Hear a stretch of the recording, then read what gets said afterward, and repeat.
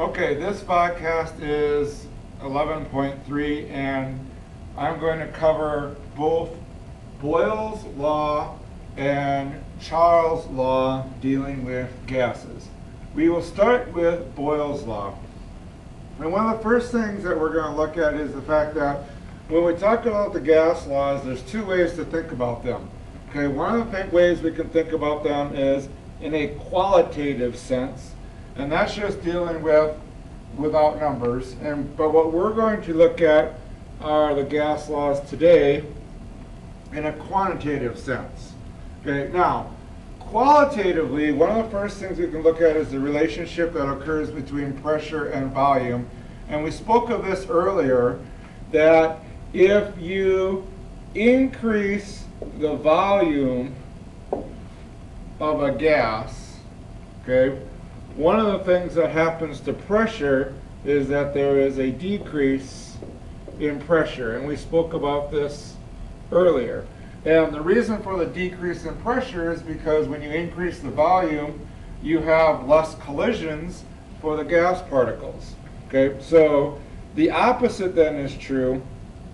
If I decrease the volume, now I have less place for the gas particles to move around. The gas particles make more collisions, and we increase pressure. Okay, so it kind of has to do with the fact that if I have a small area, okay, and I have a lot of gas particles here, that all these gas particles are going to collide with the walls of the container. If I take, and there's going to be a lot of pressure there. If I take those same number of gas particles and I spread them out into a larger volume, these gas particles now have a lot more room to roam, and they're not going to collide as much. Okay, so that relationship that we're looking at really is a qualitative relationship. Well, a guy by the name of Robert Boyle took this and made some measurements and basically came up with a mathematical relationship. And that mathematical relationship is this Boyles Law. And what it does is it basically, by definition here, examines the relationship between pressure and volume at a constant temperature and number of moles. So there's all we're going to allow to change here is pressure and volume. That's the only thing we're going to allow it to change. Temperature stays constant, which means we're not going to allow it to change, so the effects that temperature has on pressure are going to be null and void. And when we say number of moles, what we're talking about really is the number of particles that we have. And we're not going to change the number of particles either by adding more or adding less. So if you actually look at some data, okay, one of the things that we said was that as pressure increases, volume decreases, and as pressure decreases, volume will increase. We said that. But if we look at some data here where I took a gas, okay, and I changed its pressure. And as you can see here, we just increased its pressure by 50 kilopascals. And so we ran this experiment. You can kind of see what happens to the volume. At 100 kilopascals, we have a volume of 0.5 liters. But then as I increase the pressure, you can see that the volume decreases. So over here, we have an increase in pressure and a decrease in volume if you look at all those numbers. Now, what chemists are often looking for is an experimental relationship between these two, okay? And if you took this data and you graphed it, okay, I'm going to jump ahead here a little bit, what you would see, and I'm going to cover some stuff up here quick, that if you graph this pressure versus volume, okay, you would see a descending slope, okay? Because as you increase pressure, which you look across here, the volume decreases, and that's what that particular data shows, okay? Now, that's not a nice linear relationship, okay? And what happens is, in science, what we try to find is we try to find linear relationships, or we try to find relationships and then try to describe them mathematically. And one of the things that Robert Boyle found was that volume was actually inversely proportional to the pressure. And this sign right here is a proportional sign, and this 1 over term right here is inversely proportional. So the way that you would actually read this mathematical expression right here is this way, where volume is inversely proportional to pressure. And that was one of the things that Robert Boyle found. And if you go back to this relationship, okay, this graph over here is that particular graph. And you notice when we graph volume versus the inverse of pressure, what we have is a nice straight linear line. Okay? So that's one of the things that Robert Boyle found. Now, what we tend to do when we find these relationships is we want to make an equality. So we look for a constant. Okay? And so in order to get a constant, okay, or to make this an equality and make it a constant, we put a constant in here. Okay? And then mathematically, what we would do is we would solve for that constant by, if I take and multiply both sides by P, pressure, okay, that would cancel. And so this pressure times volume would actually equal some constant. Now, the question is, what exactly is that constant?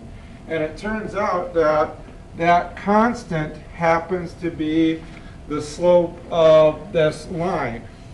Okay, the slope of the line on this particular graph right here would be the constant. So that volume is equal to some constant times 1 over the pressure, and that gives you the slope of a line. And so if I start taking this data, one of the things that you'll notice, and this is that original data that we had, was that if I take this pressure times that volume, okay, by using this equation, I take 100 times 0.5, okay, what you realize is that you would get 50, and I'm not going to worry about units right now. But if I take 150 times 0.334, okay, you get 50.1. And if I take 200 times 0.25, you get 50. And I think you see the trend here. If I take 250 times 0.2, okay, you get 50. And so all of these values, whenever I take this pressure times these volumes, you do get a constant value. And that's one of the things that Robert Boyle noticed.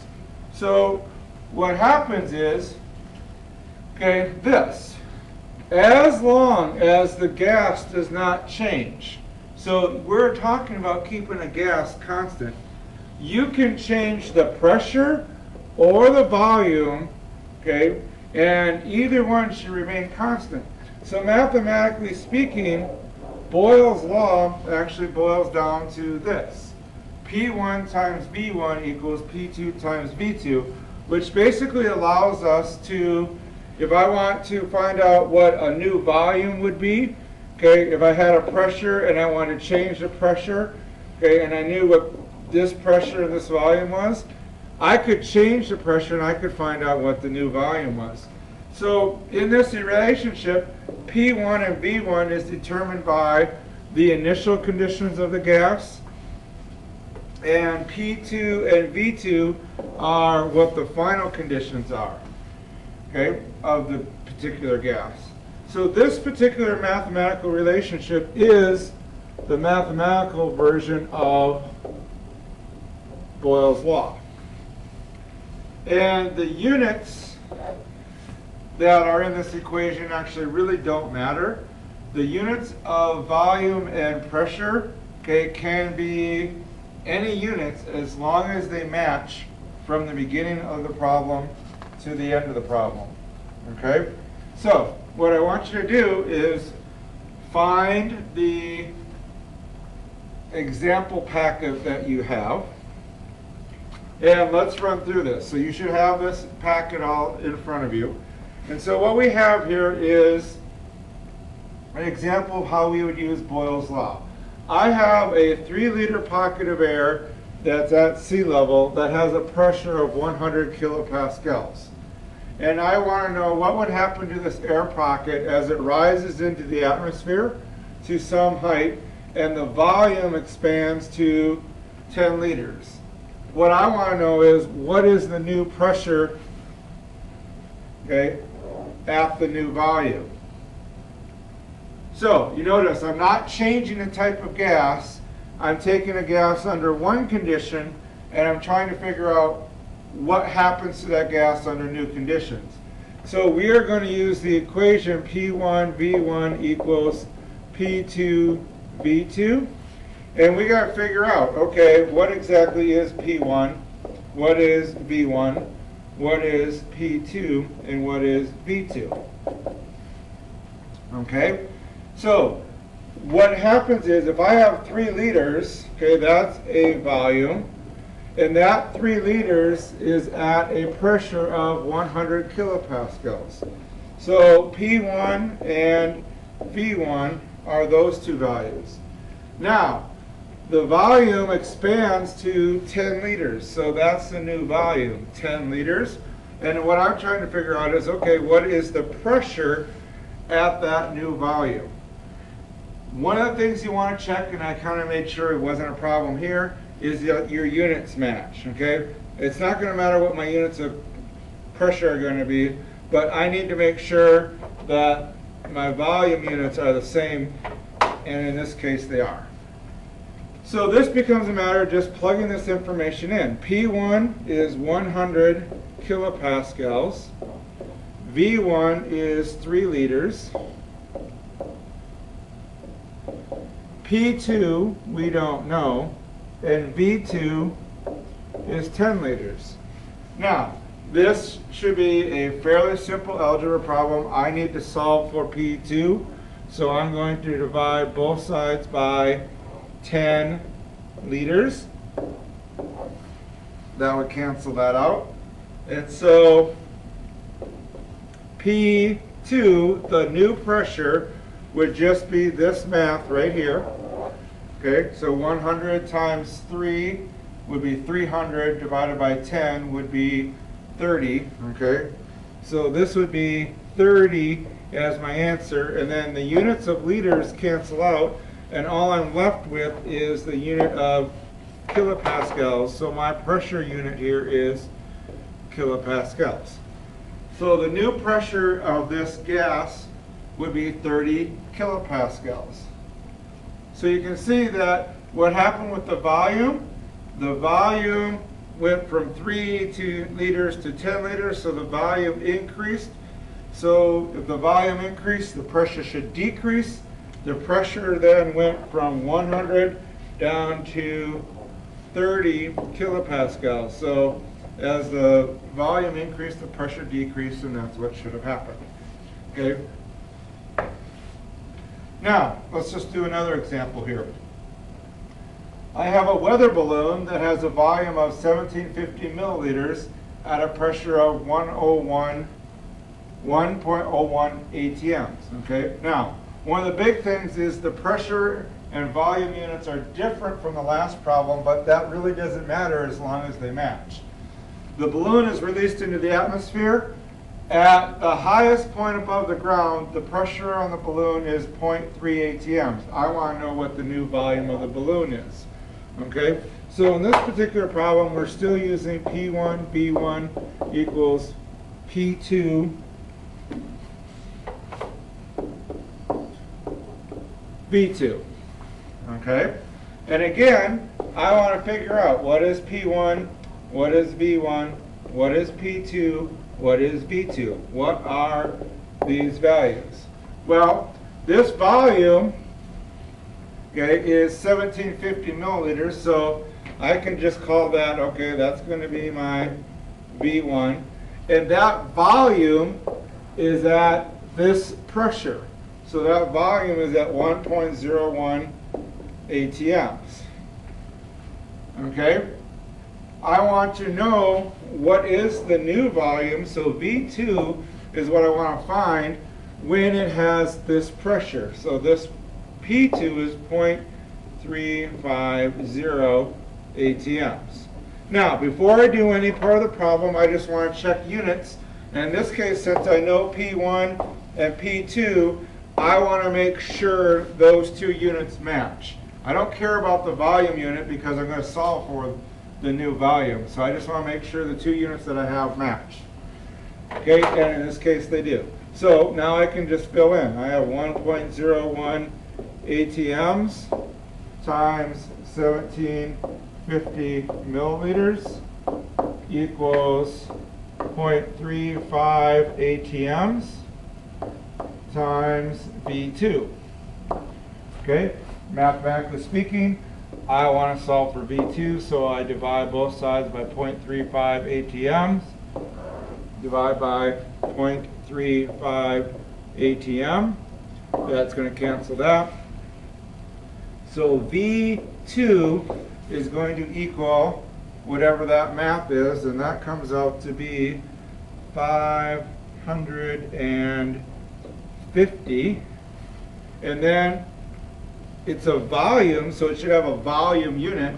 What is the volume unit? Well, ATMs cancel out. My volume unit that I'm dealing with is milliliters, so that answer is in milliliters. Okay, one more. See if you can work this one out on your own. I'll give you a few minutes.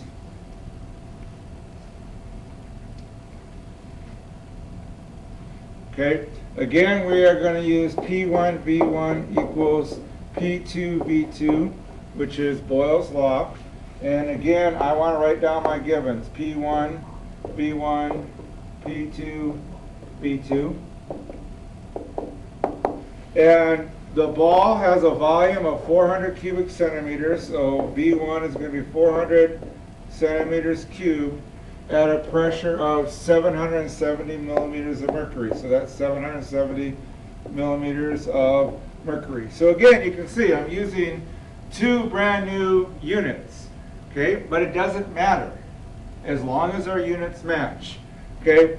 When the ball is submerged in the lake, it has a new pressure of 1,250 on it, so there's 1,250 millimeters of mercury of pressure, and now I know what is the new volume. Now, we can do some pre-planning here, or pre-thought. Okay, as you look at your pressure from P1 to P2, that pressure increased, right? So predicting, what should the volume do? Okay, if the pressure increases, the volume should decrease, so there should be a smaller volume over here when I'm all said and done. Okay, but again, now we can just plug our numbers in here, so I can do 770 millimeters of mercury times 400 centimeters cubed. That would equal 1,250 millimeters of mercury times V2. Okay, again, I want to know what the new volume is, so I'll divide by 1,250 millimeters of mercury, divide by 1,250 millimeters of mercury. A lot going on here. V2, okay, is going to equal, those units cancel. And I just have to do a quick calculation here.